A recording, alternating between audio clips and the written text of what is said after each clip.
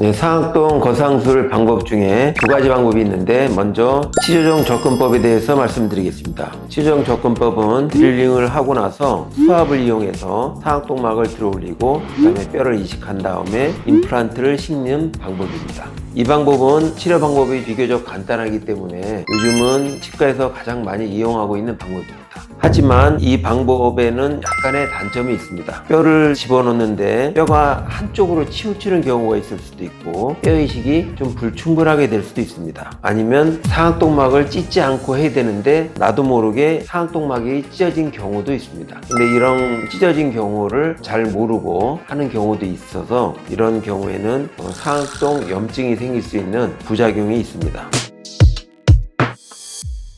네, 이 환자분은 우측 제1소구치가 결손이 된 환자분인데 엑스레이를 찍어보니까 뼈가 충분하지가 않았습니다. 그래서 상악동 수압 거상술을 이용해서 상악동막을 이렇게 들어올렸습니다. 이렇게 풍선이 부풀듯이 수압에 의해서 상악동막이 거상된 것을 확인할 수 있습니다.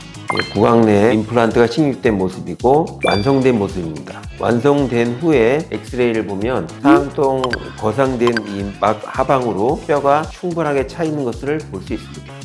그런데 이런 상악동 치조정 접근법은 테크닉에 따라서 하다 보면 임플란트가 상악동에 빠지는 경우가 있습니다. 치조정 접근법은 임플란트의 고정성이 좀 떨어질 수 있기 때문에 조금만 더 깊이 식립하다 보면 이렇게 상악동에 빠지는 경우가 발생합니다.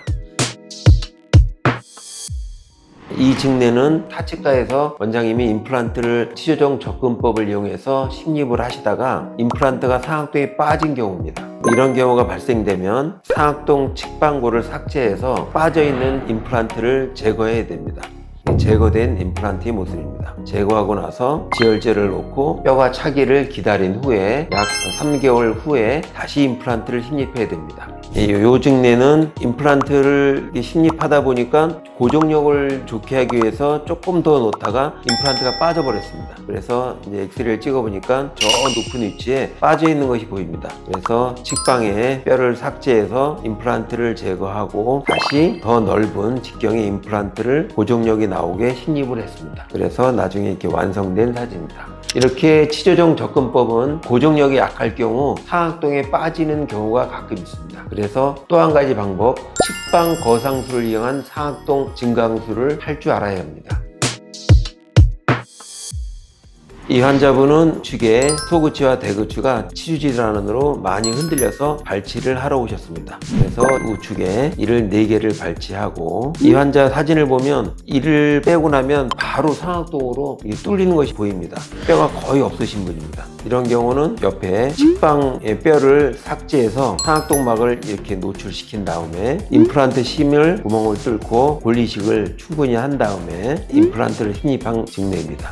이렇게 뼈가 너무 적은 경우 약 1에서 3mm 정도로 뼈가 극히 없는 환자분의 경우는 측방골 삭제를 통한 상악동 증강술이 좀 더 안전하고 확실하다고 할 수 있습니다. 그래서 이 상악동 증강술은 원장님들마다 선호하는 방법이 이 두 가지 중에 따로 있는데 어느 테크닉이건 충분히 숙달 대신 방법을 이용해서 해야 좋은 결과를 가져올 수 있습니다. 저희 옳치치과에서는 상악동 치조정 접근법 또는 측방 골 삭제 방법 두 가지를 환자분의 증례에 따라 선택해서 안전하게 시행하고 있습니다. 만약 상악동 뼈가 부족해서 고민이신 분이 계시면 저희 옳치치과를 방문해 주시기 바랍니다. 지금까지 옳치치과 구강암외과 전문의 김시현 원장이었습니다.